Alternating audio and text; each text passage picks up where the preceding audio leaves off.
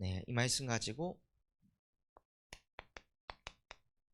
교회 치유라는 제목으로 하나님께 예배드리도록 하겠습니다. 군산에요, 교회가 몇 개가 있는지 혹시 아시나요? 찾아보니까 기네스북에 오르진 않았더라고요. 기네스북에 오를 만큼 군산의 교회가 많다는 거예요. 근데 군산에 교회가 몇 개가 있을까요? 군산의 기독교 연합회에만 등록된 교회가 600여 개예요.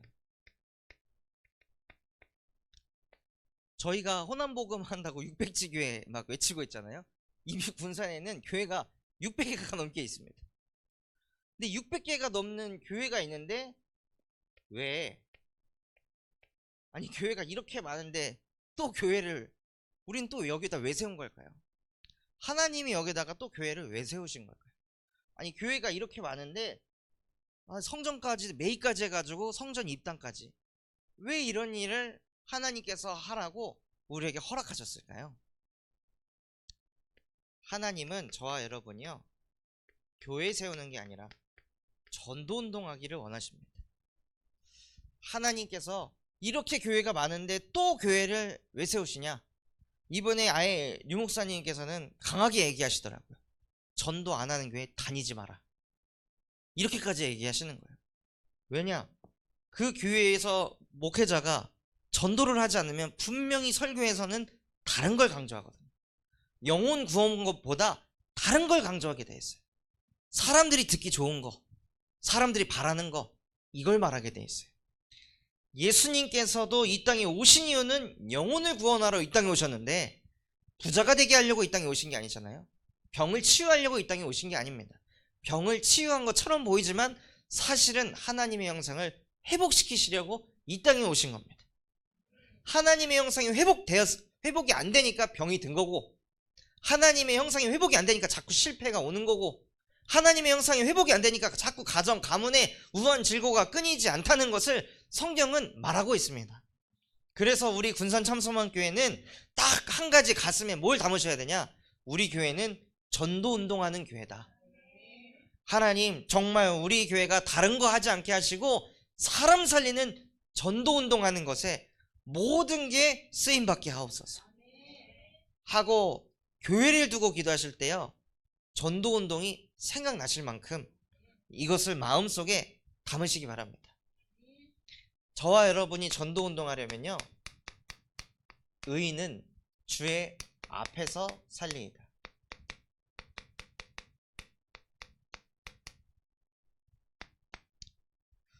전도 운동하는 방법은 아주 쉽습니다. 저와 여러분이 주 앞에서 하루하루 살아가잖아요. 그럼 전도가 되어집니다. 이 사람에게 어떻게 전도를 하지? 어떻게 복음을 말하지? 어떻게 이 사람의 마음의 문을 열까? 머리를 굴리지 않아도요, 여러분이 주 앞에서 살아가고 있잖아요. 그러면 전도가 되어지는 거예요. 다니엘이 자기가 모시고 있는 왕에게 전도하려고 하지 않았습니다. 그냥 하나님과 함께 했습니다. 하루 3번 하나님 앞에 기도하고 하나님과 교제하고 하나님이 주신 지혜를 가지고 정치인으로서 일을 했을 뿐인데요, 다니엘이 사자굴에 들어갈 때 하나님이 너를 지키시지 않겠냐? 불신자 왕이 전도가 되어지는 거예요. 그래서 전도 운동의 키는 무엇이냐? 저와 여러분이 주 앞에서 살아가는 것입니다. 그러기 위해 무슨 응답을 먼저 받으셔야 하냐? 영적 근본이 든든히 서셔야 되는 거예요. 어떤 상황 속에서도 욥기 39장 17절 말씀과 같이 이것은 하나님이 하신 거구나. 저 사람은 왜 이렇게 자기밖에 모를까? 왜 이렇게 자기 입속밖에 못 챙길까? 왜 이렇게 자꾸 남에게 상처를 줄까? 하고 그 사람을 자꾸 생각하잖아요. 본인만 힘들어요. 나만 스트레스 받아요. 왜요? 이해가 안 되거든요. 저도 스트레스를 계속 받았던 이유 중에 하나가 이해가 안 되니까 스트레스를 계속 받는 거예요. 저 왜 그럴까? 부모님은 왜 그럴까? 동생은 왜 그럴까? 할머니는 왜 그럴까? 친구는 왜 그럴까? 교회 다니는 사람들은 왜 그럴까? 이 생각이 벗어나질 못하니까 계속 스트레스를 받는 거예요. 이는 하나님이 저 사람에게 자기밖에 모르도록 그 정도의 은혜만 주셨구나. 하나님이 저 사람에게 종교 생활 할 수밖에 없을 만큼 은혜만 주셨구나. 그런데 나는 무슨 은혜가 임해서 이것이 이는 하나님이라고 고백할 수 있게 되었을까? 하나님 감사합니다 하고 저와 여러분의 영적 근본이요, 모든 상황 속에서 이는 하나님이 라고 고백하는 은혜가 있길 바랍니다. 하나님께서는 저와 여러분의 영적 근본을 세우시려고 문제를 허락하십니다. 사람이요, 언제 갈급해지고 언제 깨지죠? 문제를 당할 때 갈급해지고 문제를 겪을 때 자기의 자존심, 기준 깨집니다. 그게 깨져야 그 깨진 속으로 빛이 들어오는 거예요. 하나님께서는 마구잡이로 저와 여러분에게 복음을 쑤셔넣지 않습니다. 예수님께서도 어떻게 하시냐? 요한계시록 3장 20절 내가 문 밖에 서서 두드리노니. 무엇을 가지고 두드리시냐? 두드림의 도구가요, 문제인 거예요. 두드림의 도구가 부당한 일을 당할 때, 또는 내 인생이 너무 힘들고 외로워서 그만하고 도망치고 싶은 그때가 바로 영적 근본을 회복할 수 있는 최고의 길입니다. 요셉 또한도요, 문제를 당했어요. 그냥 아버지한테 일렀다는 그 하나만으로 운명이 바뀌어버린 거예요. 그냥 고자질 한번 했는데 노예로 끌려가 버렸어요. 그런 문제 속에서 요셉이요, 부당한 일을 당하죠. 일을 엄청나게 시키는 거예요, 자기한테. 노예가 그렇게 많은데 자기한테만 일을 몰아주는 거예요. 그런 부당한 일을 당했을 때 요셉이 도망갔으면 어떻게 됐을까요? 죽는 겁니다. 노예가 도망갔으니까. 그런데 요셉은요, 그게 최고의 길이라는 걸 깨달은 거예요. 지금이 나의 영적 근본을 다질 때다. 맨날 사람 잘못한 거 있으면 누군가한테 일러 바치고 했던 나의 운명 사주팔자를 하나님께서는 뒤집기를 원하시는구나. 왜 나만 이래? 왜 나만 수고해? 이 수준 가지고는 세계복음만 못할 걸 아시고 하나님이 나에게 자꾸 부당한 일을 당하는 것처럼 보이는 일들을 허락하시는구나. 나의 그릇을 키우시려고. 나는 복의 근원 아니냐? 나는 세계복음할 주역이 아니냐? 그걸 통해 하나님이 나에게 이런 것들을 허락하셨구나. 그러면서 최고의 길을 걸어가는데 그 길이 어떤 길이냐? 하나님의 형상을 회복하여 하나님이 나와 함께 하십니다. 이것을 누리는 길입니다. 그래서 하나님이 우리와 함께 하시면서 하나님이 우리에게 말씀을 주셔서 그 말씀이 우리의 코에 들어와 생기가 되고 생명이 된지라. 인간은 언제 생명이 있냐? 언제 힘이 생기냐? 하나님의 말씀이 생기가 돼서 우리의 영혼 속에, 심령 속에 박힐 때요, 우리도 모르게 힘이 납니다. 하나님이 말씀으로 이렇게 나와 함께 하시는구나. 하나님이 이 말씀을 나를 통해 이루어 가시겠구나. 자꾸 이것을 묵상하고 고백하고 읊조리시는 거예요. 그러면 창세기 2장 10절처럼 여기에 보면 강이 흐르는데 그 강이 4개로 쪼개져 가지고 흘러간다고 했습니다. 여러분에게 주신 복음의 말씀이 나에게만 머무르는 게 아니라 이것이 쪼개지고 쪼개져서 계속 뻗어가는 응답을 주신다고 하시는 거예요. 이걸 가지고 계속 저와 여러분이 묵상하시면서 기도하시면서 내 영혼의 영적 근본을 세팅해 가시는 거예요. 한 번 했다고 되는 게 아니라요, 이걸 계속 누리시는 거예요. 근심 걱정도 계속 하잖아요. 근심 걱정도 안 시켜도 계속 하잖아요. 그래서 시달림으로 끌려가는데 이 좋은 거를 왜 안 하냐 이거죠. 나는 하나님의 형상이고 지금도 나와 함께 하셔. 이 문제 나 혼자 푸는 거 아니라 하나님이 풀어가실 거야. 부당한 일 당했어? 이거 하나님이 다 하셔. 하나님이 나를 위해 변호하신다 하시지 않았습니까? 하나님은 나의 기도에 귀를 기울이신다고 하지 않았습니까? 여호와여, 지금 이 시간 나의 기도를 들어주시옵소서. 내 기도에 응답하여 주시옵소서. 그게 하나님의 형상을 실제 회복한 사람인 거죠. 문제가 왔을 때 문제 잡히는 거 아니라 문제 속에서 하늘 보좌를 움직이는 기도를 누리시는 거예요. 그러면 나도 모르게 영적으로 힘이 생기고 그 힘을 가지고 자꾸 정복하니까요, 그 증거 가지고 많은 사람들에게 또 만복의 근원으로 쓰임받게 되는 거예요. 그러니 저와 여러분이 이 전도운동의 흐름 속에 자연스럽게 인도받게 되는 거죠.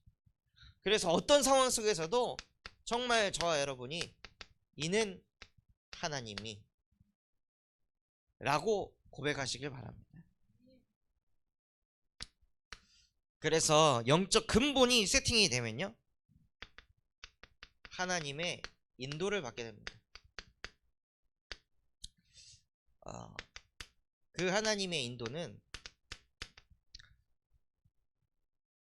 그 하나님의 모든 생각이 보배롭구나, 이것을 느끼면서 인도받으시는 거예요. 막 힘듦과 어려움으로 인도받는 게 아니라, 아, 진짜 하나님의 생각이 보배로우시다. 그것을 언제 느끼실 수 있냐? 저와 여러분이 언약을 따라가실 때, 감정을 따라가거나 상황을 따라가거나 현실을 따라가는 게 아니라 사람의 말에 얻어걸려가지고 그거에 막 끌려가는 게 아니라요, 언약을 따라갈 때, 아, 진짜 하나님의 말씀은, 하나님의 생각은 보배롭다, 이거를 실제 누리실 수 있는 거예요.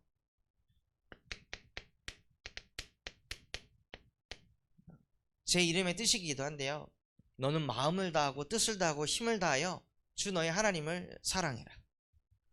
그리고 이것을 네 마음에 새기라고 하셨습니다. 하나님이 제가 태어날 때부터 이 언약을 저한테 주시고 이렇게 살기를 바라셨어요. 그런데 이 언약을 주셨는데 하나님께서는 저에게 어떤 응답을 주셨냐?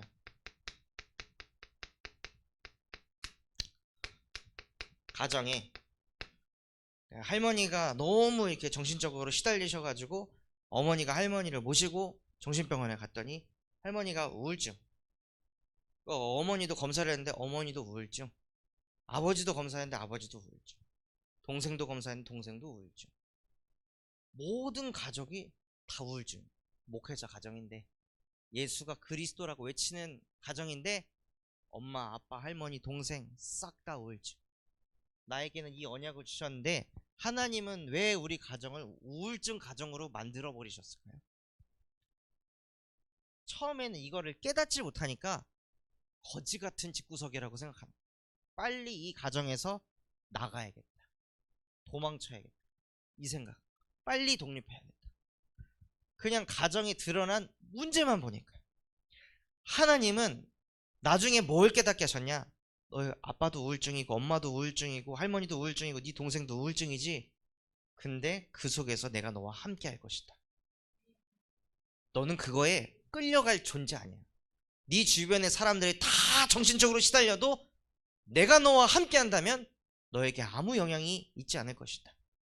너를 해칠 자 없게 할 것이다 하고 하나님께서 제 마음속에 언약을 갖다 박으시는 거예요.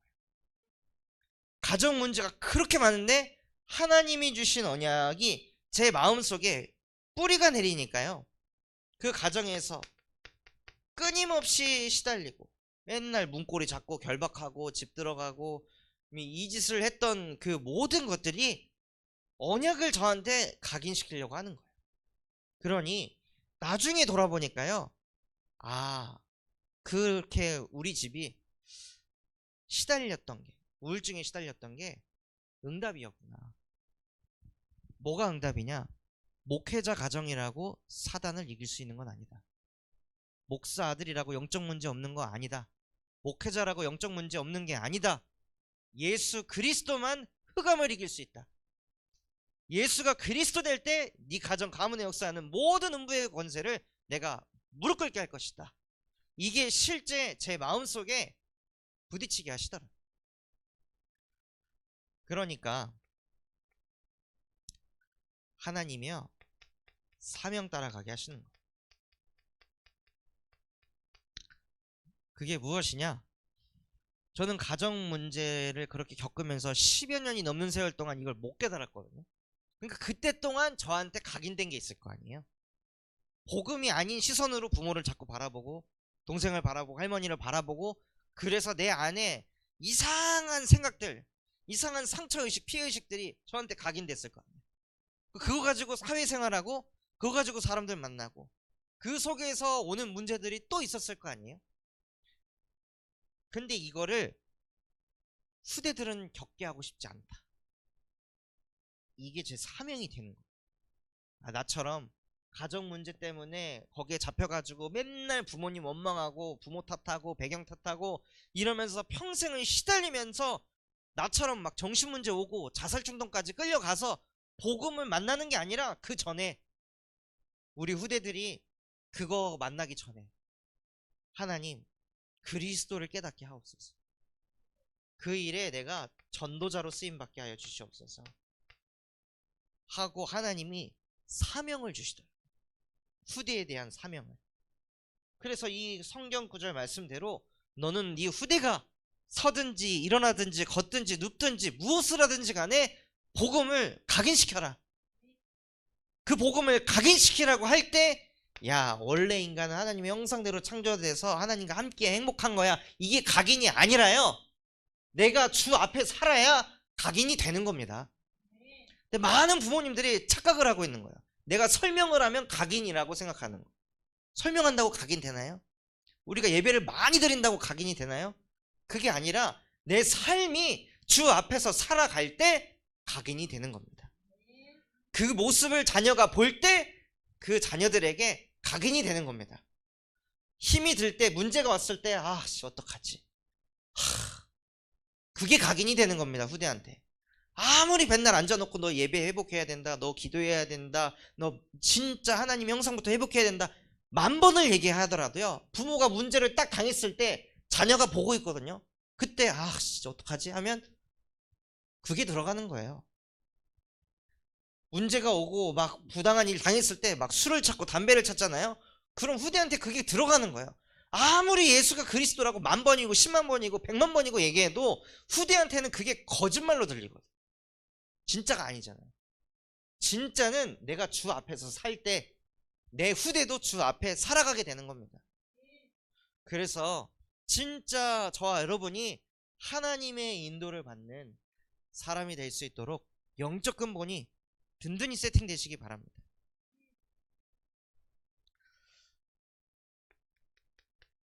그래서 이번 한 주간 하나님께서는 어떻게 보면 2023년 마지막입니다. 이 마지막 주간에 주 앞에서 살리이다. 다윗이 언제 주 앞에서 살리이다 막 축복받을 때요, 막 응답이 쏟아질 때, 사람들이 알아줄 때, 그때가 아니라니까요. 그때 주 앞에 사는 거 누가 못할까요? 그런데 다윗에게 끊임없는 문제가 찾아와요. 한두 번 문제 있는 게 아니에요. 다윗은 10여 년이 넘는 세월 동안 매일 문제가 있었어요. 근데 그 문제가 오늘은 뭐 먹지? 이게 아니라 오늘은 살 수 있을까? 이 문제였어요. 생명의 위협을 매일매일 느끼는 거예요. 이것을 끊임없이. 근데 한두 사람이 나를 죽이려고 하는 게 아니라 수십 명, 수천 명이 자기를 죽이려고 계속 그것을 의논하고, 다윗 어떻게 죽일까? 어디 가서 잡을까? 이런 것을 매일매일 느끼고 있는 인생이었는데, 그 상황 속에서도 나는 주 앞에서 살리이다. 그래서 다윗은요, 끊임없는 문제를 만나는데 무엇을 체험했냐? 끊임없는 구원을 체험했습니다. 어떻게 내가 살 수 있었을까? 아니, 어떻게 내가 전쟁을 나가면 화살이 나를 피해가지? 왜 드라마나 영화를 보면은 주인공이 전쟁터로 뛰어가면 총알이 그렇게 빗발치는데 옆에 사람들은 다 죽어나가는데 다 피해가요, 총알이. 왜냐? 주인공이니까. 저와 여러분을 주인공으로 부르셨어요. 끊임없이 문제가 터지지만 하나님께서는 끊임없이 우리를 구원하십니다. 그리고 하나님께서는 끊임없이 변호하십니다. 내가 부당한 일을 당했을 때 이것을 막 이 사람에게 저 사람에게 이걸 어떻게 말해야 할까 저렇게 말할까 이걸 하지 않아도요. 여호와께서 다 하시고 여호와께서 변호해 가시는 거예요.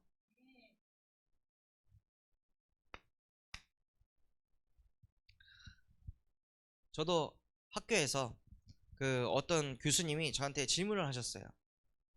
그 전체한테 내년도 인도받을 그 사역에 대해서 한번 써봐라. 자기가 맡고 있는 계층에 대해서 어떻게 인도받을지 한번 써봐라. 이렇게 질문하셨는데 그때 당시에 저는 아직 계층이 뭘 해라 이런 말씀이 없으셨거든요. 그래서 교수님 저는 아직 배정받은 그 사역지가 정해지지 않았습니다. 라고 얘기를 했어요.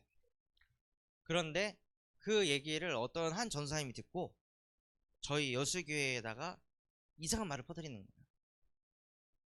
김다음 전도사가 이양희 목사님이 사역지를 주지 않는다고 그 교수님에게 얘기를 해갖고 그 교수님이 조은수 교수님하고 연결을 해줘갖고 김다음 전도사가 초대교회 가려고 한다. 막 이런 막 소문이 막 돈다는 거예요. 그것도 제가 덕평에서 내려오는 길에 전화를 받았어요. 저는 아직 여수를 도착하지도 않았는데 시공간을 초월해가지고 온갖 이상한 루머들이 막 돌고 있다는 거예요. 그 전사님 어떡하냐고 난리 났다고 지금 담임 목사님 알면 전사님 얼마나 안 체해지겠냐고. 그래서 냅두시라고 그냥 오해하려면 오해하라고 하시라고. 저는 주 앞에서 당당하다고. 혹시 오해를 받아서 내가 어려움을 당한다 할지라도 하나님은 나를 변호하실 거야. 또 어려움을 당한다면 이는 하나님이 그 어려움을 통해서 나의 그릇을 더 키워가려 하십니다. 그러니까 하나님이 저와 여러분을 변호하시기 때문에 내가 나를 지키려고 머리 굴리시지 않으셔도 됩니다. 그 정도로 저와 여러분은 하나님께 선택받은 자입니다. 교회가 치유가 되려면요, 교회의 역할을 하셔야 됩니다. 교회는 무엇을 하는 곳일까요? 교회는요, 그 아무도 얘기해주지 않는 인간의 근본 문제를 말해주는 곳입니다. 인간이 가진 진짜 문제, 모든 사람이 가지고 있는 그 문제, 그 문제는 창세기 3장 4절에서 6절에 인간이 하나님을 떠난 게 문제라는 거예요. 하나님의 형상으로 창조된 인간이 하나님과 함께 해야 하는데 그 함께가 안 되니까 인간의 영혼이 불안한 거죠. 인간의 영혼이 만족이 없는 거예요. 그러니까 끊임없이 뭘 가져야 된다고 생각하고 끊임없이 뭘 이루어야 된다고 생각하는 거예요. 하나님과 함께해야 될 인간이 하나님과 함께가 안 되니까, 그리고 하나님과 함께할 인간이 하나님과 함께가 되질 않으니까요, 뭘 하냐? 자꾸 죄를 저질러요. 죄에 대하라 하면 그들이 나를 믿지 아니하려 함이요. 마음 자체가요 그냥 안 믿으려고 해요. 뭔 하나님이 하나님 보이지도 않는데 하나님이 어디에 있어? 아니, 보이는 것을 믿으면 그게 뭐 믿음이에요? 안 보이는 걸 믿는 게 그게 진짜 믿음이죠. 그래서 하나님을 떠나 있으니까요, 영혼이 완전히 죽어버려가지고 안 보이는 건 안 믿는다고요. 나는 봐야 믿어. 나는 내가 직접 느껴봐야 믿어. 하고 이상한 말도 안 되는 기준들, 생각들이 박혀있어요. 그런데 사실 그 사람하고 대화해보면요, 안 보이는 거 믿고 있거든요. 염려 왜 해요? 안 보이는데. 걱정을 왜 해요? 미래 걱정을 왜 해요? 안 보이잖아요. 아직 그 미래 안 왔잖아요. 근데 왜 걱정하고 왜 염려해요? 영적 존재니까. 영적 존재이기 때문에 안 보이는 것을 믿을 수밖에 없는 거예요. 그리고 진짜 인간의 근본의 문제가 무엇이냐? 하나님을 떠나 죄 가운데 빠져가지고 사실은 그 뒤에 배경이 무엇이냐? 에스겔 28장에는 그룹이라고 표현하는데요. 사단이라는 존재에 대해서 나타나고 있습니다. 사단아, 너는 인간에게 공포의 대상이 될 것이다. 그래서 인간이 언제 가장 빠르게 갱신하는지 아십니까? 공포를 느낄 때요. 아, 이렇게 하다가 망하겠다. 애들을 움직일 때도 어떻게 움직여요? 공포를 심잖아요. 너 공부 안 하면 용돈 안 줘? 공포. 너 공부 안 하면 너 밥 안 차려줘? 공포. 계속 공포를 줘가지고 사람을 움직이려고 하는 거예요. 그렇게 자란 아이들은요, 나중에 성인이 돼서 무슨 일을 할 때에도 자기 영혼에 공포를 심어요. 너 이거 안 하면 너 진짜 망해. 이런 생각을 해요, 애들이. 자기도 모르게. 너 이거 안 하면 진짜 끝이야. 너 어디 가서도 뭐 못해. 이런 생각을 막 줘가지고 공포를 심어갖고 그걸로 움직이는 거죠. 하나님은 공포가 아니라 평안을 주시잖아요. 많은 사람들이 이 공포 속에서 인생을 살아가는 거예요. 그래서 오늘 이성균이라는 배우가 자살을 했잖아요. 왜 그랬을까요? 공포가 있으니까. 자꾸 여론이 공포의 분위기를 조성하니까. 아니, 사람이 잘못했으면은 그냥 잘못한 건데 그거를 막 들춰내가지고 전 우리나라에 있는 모든 사람들이, 그 수천만 명의 사람들이 한 사람을 가지고 막 짓밟으려고 하니까 그걸 누가 견딜 수 있냐 이거예요. 복음을 누리지 않으면요 절대 이길 수 없는 거예요. 다윗이 그 이성균과 같은 똑같은 상태였던 거죠. 사실은 그냥 자살해도 진짜 사람들이 뭐라 하지 않을 만큼 그런 상태로 완전히 몰렸던 거예요. 그러니까는 이 공포가 사람을 딱 잡고 있으니까요, 그 공포가 뻗어가요. 보이지 않는 전염병으로 전 세계에 역사하는 거예요. 인간의 진짜 문제가 무엇이냐? 하나님 떠나 죄 가운데 빠져서 사단한테 잡혀가지고 공포에 질질질질질질 끌려다니는 거예요. 그래서 당신의 문제가 아니라 하나님을 떠난 게 진짜 문제다. 하나님 떠나 죄 가운데 빠져가지고 맨날 보이는 것만 믿고, 보이지 않는 하나님을 믿을 수가 없으니 마음속에 소망이 없고 자꾸 사단이 가져다주는 공포만 있지 않냐, 두려움만 있지 않냐, 이상하게 염려할 일 아닌데 염려되지 않냐, 걱정할 일이 아닌데 걱정이 되질 않냐.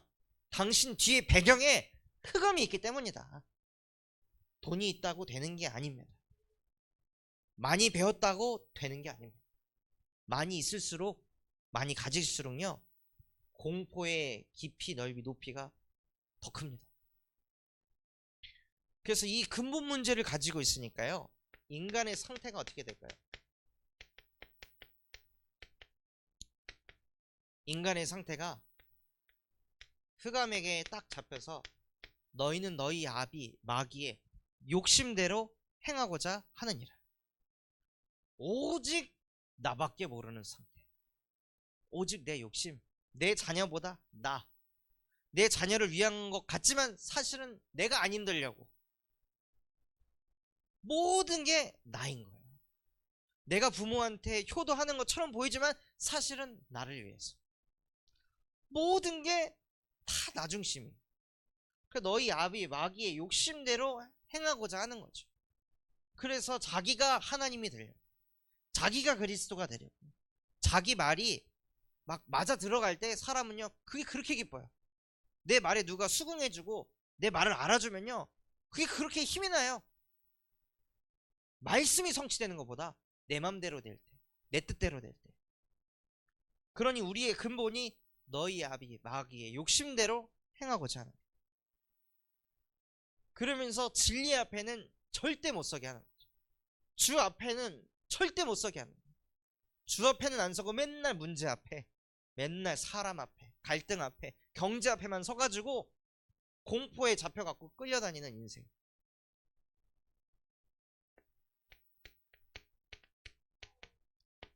그러면서 그때 너희도 다 그 가운데서 행하여 이 세상 풍조를 따르고 공중의 권세 잡은 자를 따랐으니 지금 곧 불순종하는 아들들 가운데 역사하는 영이라.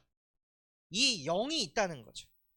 눈에 보이지 않는 이 하나님 말씀에 불순종하게 하는 영이 지금도 눈에 보이지 않게 역사하고 있는 거예요. 예배할 때도 자꾸 잡생각, 집중 안 하게 분열되게 하는 그 영이 있다는 거예요. 그 누구도 이 영을 이길 수가 없어요. 그래서 이 영에 잡혀가지고 뭘 하냐? 육체와 마음이 원하는 대로만 사는 거예요. 언약 따라가 아니라, 응답 따라, 사명 따라가 아니라 육체와 마음이 원하는 대로, 내 마음 끌리는 대로. 그게 하나님이 원하는 거라고 생각하고 그게 하나님이 주신 거라 생각하는 거예요. 근데 그 육체와 마음이 원하는 근본 속에는 뭐가 있냐? 다 내 욕심이 들어가 있거든요. 그러니까 그거 되게 하려고 뭐 하냐? 수고하고 무거운 짐 지면서 살아가는 거예요. 육체와 마음이 원하는 대로 돼야 되니까, 내가 그 응답을 만들어 가야 되니까 더 악착같이 더 열심히 나를 깎고 쳐가지고 성공자 자리에 가려고 하는 거예요. 제가 하나님의 은혜로요, 경제가 조금 있는 웬만한 사람하고는 이제 차원이 다른 경제를 가지고 있는 가정을 사역을 하면서 얘기를 들어보니까요, 아 진짜 경제를 가진 사람들이 더 힘들구나. 경제가 없는 사람은 경제 없는 게 문제잖아요. 경제 있는 사람은요, 경제가 있으니까 그 있는 경제를 보고 사람들이 붙는 거예요. 도와달라고. 도와달라고 했을 때 그걸 끊어내야 되잖아요. 끊어낼 때 잘못 끊어내면 상처가 가는 거예요. 나는 그냥 내 경제인데 안 도와달라고 해서 아니 좀 힘들다, 그건 아닌 것 같다, 내 경제를 그냥 안 줬을 뿐인데 그 상대방은 야 진짜 가진 인간이 더하네 이러면서 뒤에서 막 말을 하고 다녀. 그러니까 인간 쓰레기가 되는 거예요. 자기는 그냥 열심히 살아가지고 그냥 많은 경제를 가졌는데 안 도와줬다고, 안 베풀었다고 자기밖에 모르는 인간 말종 쓰레기가 돼 있는 거예요. 그게 가족 안에서조차 그럴 정도로요, 가지면 가질수록 사람들은요 뺏으려고 그래요. 거기에 뭐 붙어가지고 뭐 하나 얻어먹어요. 그러면 지혜가 많으면 괜찮을까요? 지혜 많으면요, 지혜 많은 사람한테 자문 구하려고 이 사람 저 사람 막 달려붙어가지고 이런 때는 어떻게 해야 될까요? 저럴 때는 어떻게 해야 될까요? 물어요. 그래가지고 알려줘요. 권면을 해줘요. 그대로 했는데 안 돼요. 그럼 또 컴플레인 걸러 오는 거예요. 그래가지고 그런 일을 하다가 막 너무 지치고 힘들어가지고 어떤 한 그 명문대 교수님이셨던 분은 여수에 와가지고 그냥 다 사회화 끊고 화가하고 있어. 그냥 그림 그리면서 아무도 안 만나고 싶다. 사람들이 어느 정도냐? 집 문 앞에서 기다린대요. 그 사람이 소견을 듣고 싶어가지고. 그런데 정작 그 사람은 많은 깨달음을 얻었다고 하는 그 교수님은 시달리고 있는 거예요. 왜냐? 근본 문제에 빠져 있습니다. 그래서 가지면 가질수록요, 깨달으면 깨달을수록 더 많은 수고하고 무거운 짐들이 짓눌러 가지고 오히려 서밋들이, 오히려 많은 성공한 사람들이 더 어려움 속에 있다는 거예요. 그러니 그렇게 성공한 이성균이라는 배우조차도 그 마음의 이 공허한 마음, 허무한 마음을 달래질 못하니까 다른 방법으로 풀어가잖아요. 범죄를 저지른 게 아니라 사실은 그 사람은 살고 싶어서 그 짓을 한 거예요. 살고 싶어서. 그런데 그것조차도 이제 막아야 되고 끊어야 된다고 하니까 그럼 난 도대체 어떻게 살아야 되나? 답이 보이질 않아요. 그리고 이렇게 정신이 무너지고 마음이 무너지니까 뭐까지 영향이 오냐? 육신의 질병까지 오는 거예요. 복음 24 하면서 사는 게 원래 인간인데요, 1, 24, 문제 24, 갈등 24, 이걸 계속하니까 어떻게 되냐? 잠 못 이루는 밤을 보고. 제가 사회생활 할 때 진짜 와 이 형 완전 노력파다, 어떻게 와 이렇게 할 수가 있지? 그 형은 저한테 뭐라고 하냐면, 야 나는 내가 뭐가 되고 싶다, 그럼 난 되는 거야. 이 정도의 사람이었어요. 그래서 나이 40이 넘어가지고 나는 개발자 할 거야. 근데 주변 사람들이 그 나이 먹고 무슨 공부를 다시 하냐 막 손가락질했대요. 근데 나는 마음 먹으면 난 그렇게 되는 사람이야. 해서 결국에는 개발자가 됐고 저랑 같이 스카웃이 돼가지고 그 일을 했었거든요.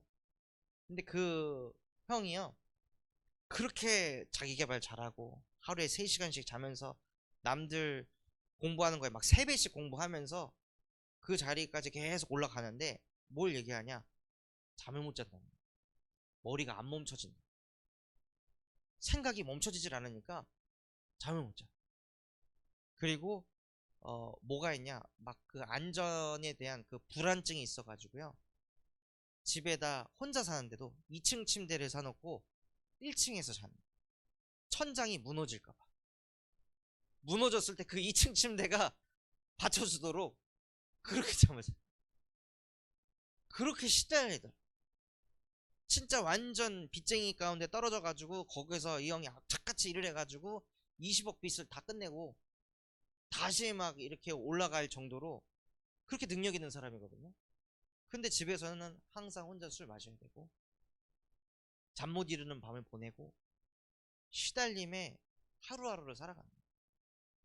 그러니까 정신과 마음이 무너지니까요 육신에도 문제가 오는 거예요. 왜냐? 그 사람의 배경 자체가 지옥 배경입니다. 인생이 그냥 배경이 지옥이에요. 아무리 돈을 벌고 아무리 똑똑해지고 아무리 인정을 받아도 인생 자체가 지옥 배경이니까 이상하게 마음과 영혼과 생각이 늘 공포 속에 있는 거야. 불안 속에 있는 거야. 이거 잃어버리면 어떡하지? 이거 빼앗기면 어떡하지?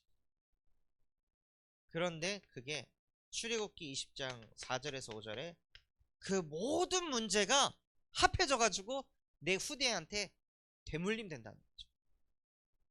이게 인간이 겪는 상태인 거예요. 그러니 왜 내 자녀에게 이런 문제가 오지? 아무리 생각해도 답이 안 나는 거죠. 하나님 떠나가지고 온 건데 아무도 이걸 얘기를 안 해주는 거예요. 아무도 이걸 가르쳐주지 않는 거예요. 교회 와도 뒤에 나오겠지만 교회에서 자꾸 다른 걸 말하는 거예요.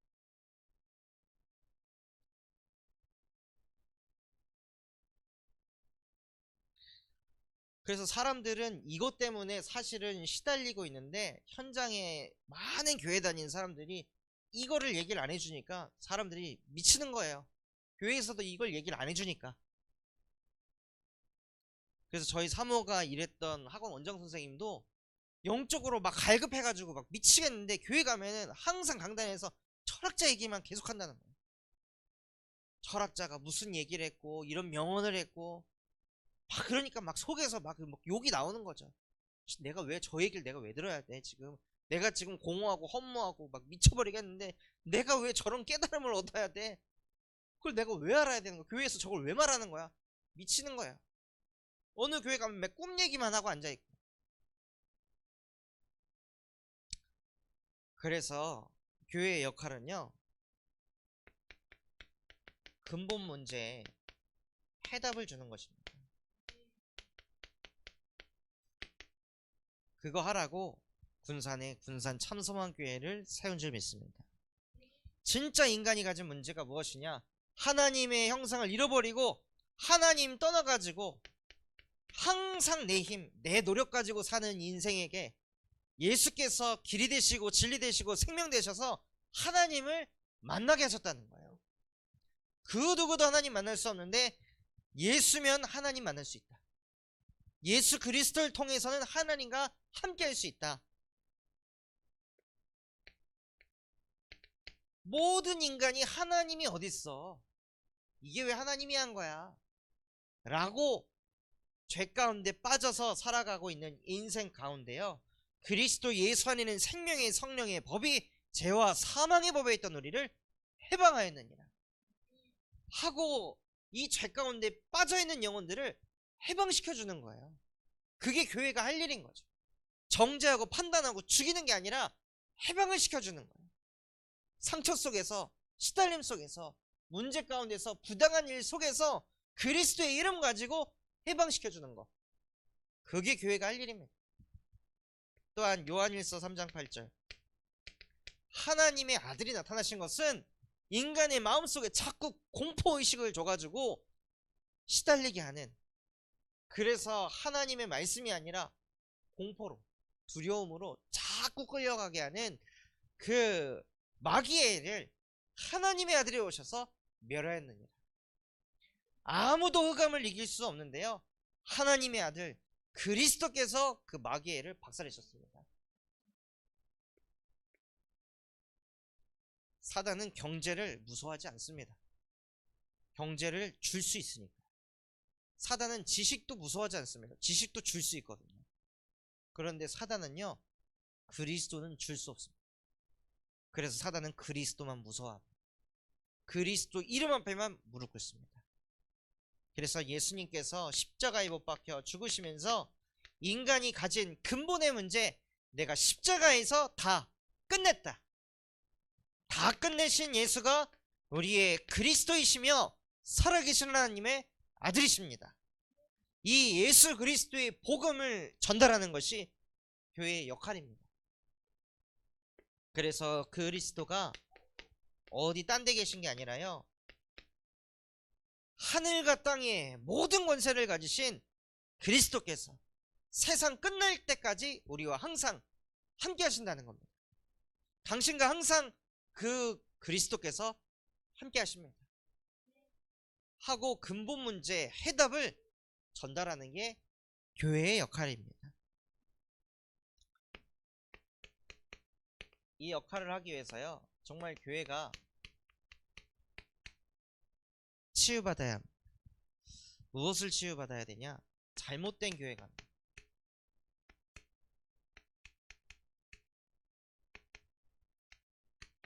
오늘 말씀해 보면 예수님이 곧 교회시잖아요.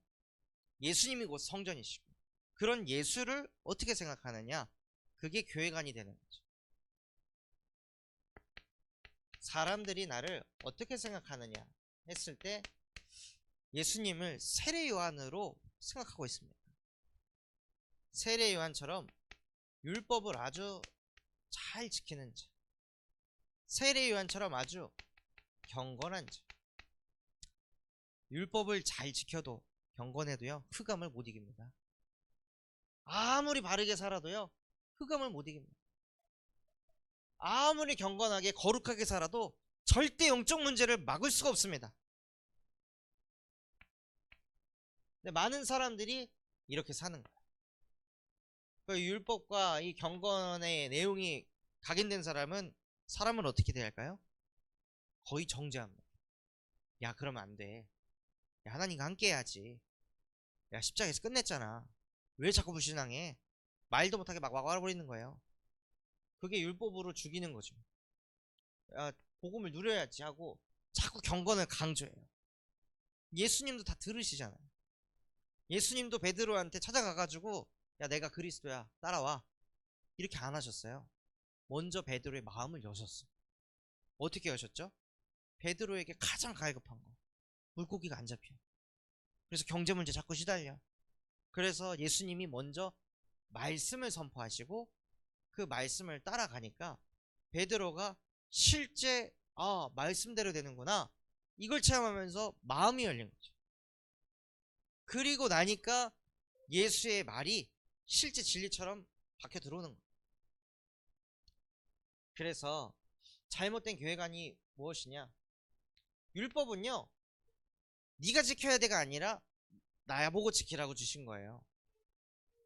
율법을 왜 주셨죠? 내가 의롭지 못하다는 걸 깨달으라고 주신 거예요. 나는 불가능한 인간이라고 깨달으라고 주신 거예요. 나는 진짜 연약한 인간이구나. 나는 안 되는 존재구나. 나는 진짜 오직 예수면 안 되는구나.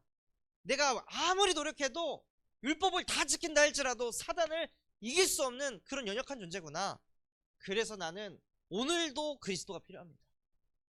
이거를 깨달으라고 주신 율법을 가지고 내가 좀 이거 지켰다고 사람을 가지고 막 판단하고 정죄하고, 내가 좀 마약 안 하는 거 가지고 마약하는 사람 막 손찌검하고, 내가 좀 술 안 마신다고 술 마시는 사람 판단하고 정죄하고, 내가 게임 안 한다고 게임하는 자녀를 막 판단하고 정죄하고, 내 안에 세례 요한적인 게 세팅돼서 그래.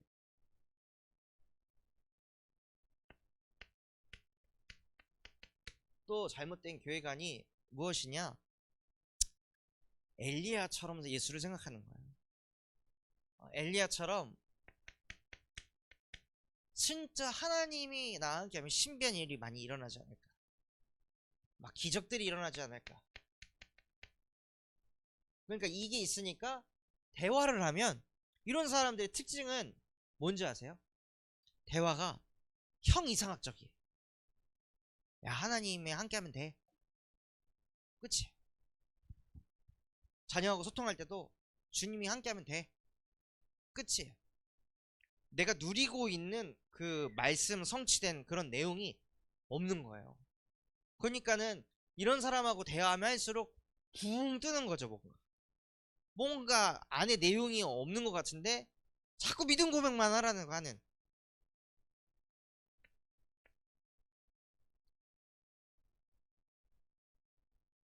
또 사람들이 예수를 예레미야와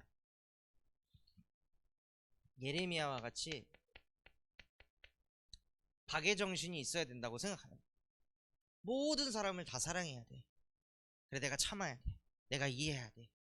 내가 기다려줘야 돼. 이런 마음을 가지고 사람을 자꾸 대하는 사람은요, 잘못된 교회관을 가지고 있는 거예요. 박애도 가지고 있어요, 예수님께서는. 그런데 이 중심이 아니에요. 이것만 가지고 전도하지 않았어. 여기에 있는 모든 내용은요, 뭐냐? 전도의 도구입니다. 경건한 모습을 보고 어떤 사람은 어떻게 하면 저렇게 경건할 수 있지? 이걸 느끼는 사람이 있어요. 그걸 바라는 사람이 있어요.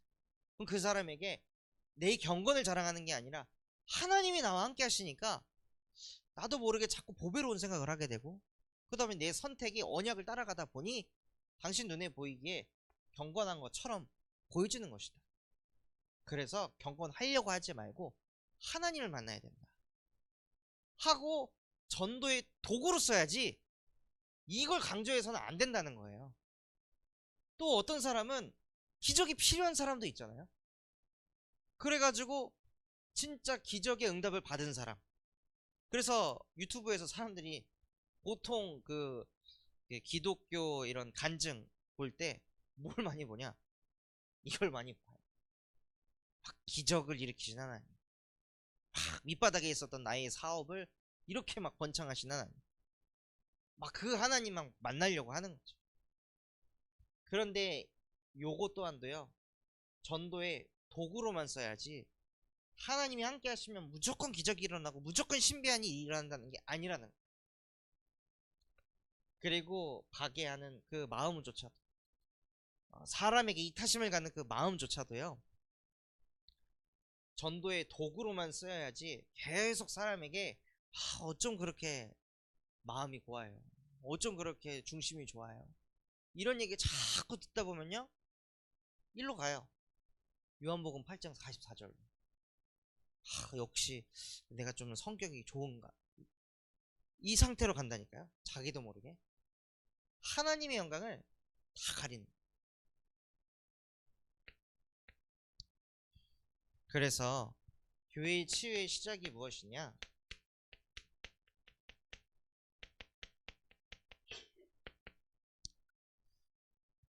예수는 세례 요한, 엘리야, 예레미야가 아니라 예수는 그리스도이시며 살아계신 하나님의 아들이십니다. 이게 교회 치유의 시작입니다. 예수는 그리스도, 나의 구원자, 나의 구세주, 그분이 나를 이 근본 문제에서 구원하신 그리스도이십니다. 모든 인간을 구원하실 수 있는 그리스도이십니다. 나의 그리스도가 아닌 인류의 그리스도이십니다. 라고 실제 바르게 그리스도의 복음을 깨달을 때요, 반석 위에 교회를 세운다고 하셨습니다. 군산 참소만교회 모든 성도분들이요, 진짜 예수가 그리스도라는 이 복음을 머리로 아는 것이 아니라 가슴으로, 마음으로, 영혼으로 실제 깨닫고 고백하여서 반석 위에 교회가 세워지는 응답을 받으시기 바랍니다. 초대교회 사람들이, 안디옥 교회의 사람들이 먼저 이것을 누렸던 거예요. 사람 많이 모이는 게 중요한 게 아니라요, 예수가 그리스도 되심을 깨달은 사람들이 모이는 교회가 되는 게 가장 중요한 겁니다.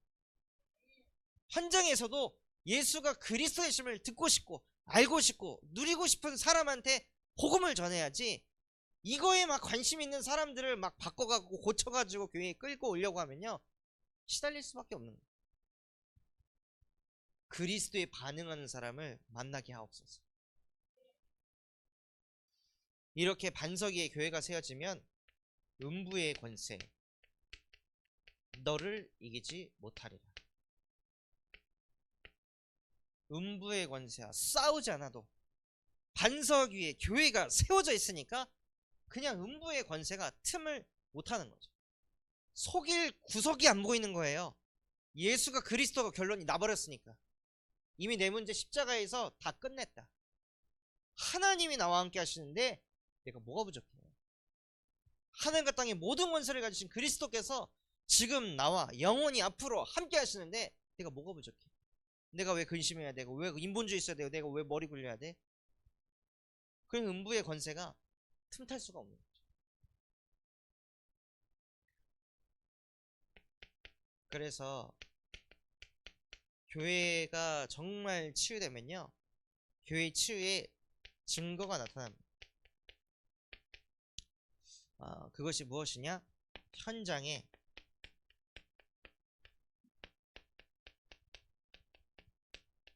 다락방 운동이 일어나는 거예요. 사도행전 1장 13절 14절 말씀처럼 정말 예수가 그리스도라고 깨달은 그 사람들이 현장에 모여가지고 다락방 운동을 하는 거죠. 그래서 저도 계속 기도하는 게 현장 곳곳에 다락방 운동을 일으키는 거예요. 교회에 끌고 와서 다락방 하는 게 아니라요, 현장에서. 그래서 군산교도소에 찾아가서 사역을 하고, 그래서 이번에는 그분이 이제 그 교도소 안에서 복음을 전한 사람들 몇 사람을 추려가지고 이분들을 문서 선교를 좀 해주셔라 해갖고 저희 교회 안에 몇 사람 팀을 꾸려가지고요, 오늘 복음 편지를 써가지고 교도소 안에 넣었어요. 너무 행복하더라. 전도운동하는 곳에 쓰임받은, 우리 교회가 사각지대 아무도 가지 않는 그곳에 들어가서 전도운동하는 교회가 되니까 너무 행복한 거예요. 하나님이 보시기에 얼마나 기쁘실까. 교도소에 있는 사람들 막 사람들 다 멀리하고 경멸하고 판단하는데 그 사람들을 살리겠다고 편지까지 써가면서 기도 수첩 넣어줘가면서 살려보려고 하는 그 마음과 중심을 보실 때 하나님이 우리 교회를 축복을 안 하실 이유가 없는 거죠. 다 노인들 케어하기 힘들고 하니까 다 요양병원에 넣어놓고 자식들조차도 한 달에 한 번 갈까 말까. 그러니까는 거기에서 노인들이 온갖 생각에 잡혀가지고 막 시달리고 있는데 그 현장에 우리를 보내셔가지고 말씀 운동하게 하시는 거예요. 그러니까 처음에 4명이 사다가 5명, 지금 6명까지 하나님께서 응답을 막 주고 계시는 거예요. 계속 지속하니까 옆에 있는 상당 실장님도 이제 보면은 막 오셔가지고 막 인사하시고, 지난주에는 막 물까지 갖다 주시더라고요. 그래서 그곳에서 일하고 있는 의료진들에게도 복음이 증거되게 하옵소서 하고 계속 기도하고 있거든요. 롯데몰 현장에서도 계속 말씀 운동을 펼치니까 그곳에 계속 하나님께서 영혼들 갖다 붙여주시고, 또 우리 군현장 놓고도 제가 계속 기도하고 있는데 오늘 노지사님 포럼을 듣는데 현장에서 병사들이 막 간부들이 정신문제에 막 시달려가지고 그 정신문제에 잡혀갖고 의가사 제지를 하는 거예요. 도저히 군생활을 할 수 없는 상태. 막 그거를 보는데 막 가슴이 너무 아프다는 거예요. 그래서 내가 거기 들어가도 되냐? 들어가도 된다. 그러면 내가 가면은 사람을 붙여줄 수 있냐? 붙여줄 수 있죠? 이렇게 얘기하더라고. 그래서 야, 전도사네. 아유 부담돼요 이게 아니라 아유 붙여줄 수 있어요. 이렇게 얘기를 하더라고요. 그러니까 계속 하나님께서는 현장에 다락방 운동 일으키고, 익산에도 신관섭 지사님 새벽 예배 나오셔가지고 지사님 제가 그 익산 공단 현장 가도 되겠습니까 하니까 오시라고. 그래서 우리 곽두현 성도님하고 같이 점심 식사 자리 자기 마련하겠다 이렇게 얘기하시더라고요. 그래서 진짜 현장 구석구석에 다락방 운동을 계속 펼쳐나가는 거예요. 계속 펼치면요 무슨 소리 듣냐? 신천지 소리 듣습니다. 여호와의 증인이다, 하나님의 교회다, 오만 이상한 소리 다 듣습니다. 그럼에도 우리는 가는 겁니다. 이걸 계속하면요 무슨 응답이 오냐? 오직 성령이 임하는 응답이 옵니다. 현장에서 말씀 운동하고 오로지 기도에 힘쓰는 그 시간을 계속 가지면요 진짜 사도행전 2장 1절에서 4절의 응답이 오게 되어 있습니다. 우리는요 막무가내로 교회를 끌고 가는 게 아니라 성경대로 성경도 현장에 모여가지고 말씀 붙잡고 오로지 기도에 힘썼던 것처럼 다락방 운동 했으니까 우리도 똑같이 하는 겁니다. 군산 참소망교회도.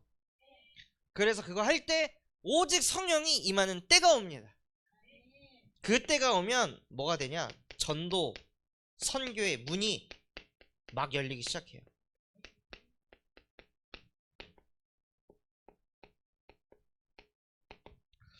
그래서 우리가 막 전도를 하려고 거품 물고 뛰는 것이 아니라요 성경적으로 인도받을 때 하나님이 전도 선교의 문을 열어가십니다. 어저께 화요집회에 참여했는데요 뭐라고 말씀하시냐? 하나님이 원하시는 대열 속에 있으면 모든 것이 따라올 것이다. 그래서 하나님이 원하시는 대열이 어디냐? 사도행전을 똑같이 써내려 가는 겁니다. 그래서 진짜 우리 교회가 치유되는 응답이 있었으면 좋겠습니다. 정말 교회에 치유되려면요 결론으로 내 안에 하나님의 망대가 세팅되셔야 돼요. 매 순간순간마다 성삼위 하나님이 지금도 나와 함께 하십니다. 하고 자꾸 내 영혼에다가 성삼위 하나님의 영으로 충만케 하여 주옵소서. 오늘도 내 능력이 아닌 하늘 보좌의 능력이 내 안에 임하게 하시고, 나를 살리는 게 아니라 237 나라의 모든 흑암을 무너뜨릴 수 있는 그리스도의 빛이 내 안에 충만히 임하게 하옵소서. 그래서 그 빛의 응답을 가지고 나에게 전무후무한 응답이 이뤄지게 하옵소서. 내가 가는 모든 현장에 전무후무한 응답이, 우리 군산 참소망교회가 600여 개에 있는 모든 군산교회의 응답을 다 합쳐도 따라오지 못할 만큼 전무후무한 응답을 쏟아부어 주시옵소서. 하고 내 안에 망대를 자꾸 세우시면서 뭘 하시냐? 공중 권세 잡은 자를 무너뜨리는 겁니다. 우리의 결국 싸움은 뭐냐? 공중 권세 잡은 자를 무릎 꿇게 하는 겁니다. 전도 운동이 뭐냐? 흑암을 박살내는 겁니다. 군산 땅에 역사하는 흑암을 이 600여 개의 교회가 박살내고 있지 못하니까 하나님이 우리 군산 참소망교회를 군산 땅에 세우신 줄 믿습니다. 우리 교회를 통해 하나님은 군산, 익산, 전주, 부안에 역사하는 공중 권세 잡은 자를 무릎 꿇게 하실 수 있는 그리스도이십니다. 그분이 우리 안에 망대가 되기를 예수 그리스도의 이름으로 기도합니다. 하나님 아버지 감사합니다. 오늘 우리에게 말씀 주신 것과 같이 정말로 우리 군산 참소망교회가 교회가 치유되는 응답이 임하게 하여 주시옵소서. 그래서 교회가 치유되어 정말로 군산에 전도운동을 일으키는 교회가 되어질 수 있도록 주 예수여, 우리의 인생이 늘 주 앞에서 살아가는 인생이 되게 하옵소서. 그래서 그 인생이 교회의 역할을 실제 수행해낼 수 있도록, 인간의 문제는 하나님 떠난 근본 문제에서부터 모든 것이 시작되었음을 현장에서 담대히 증거할 수 있도록 하나님 현장에 다락방 운동이 일어나게 하옵소서. 그래서 그 운동을 일으킬 때 오직 성령이 우리 군산 찬송왕교회 모든 성도 한 사람 한 사람에게 충만히 임하게 하여 주십시고, 그들을 통하여서 전도 선교의 문이 활짝 열리게 하옵소서. 지금도 살아서 우리와 함께 하시는 예수 그리스도 이름으로 기도드렸습니다. 아멘.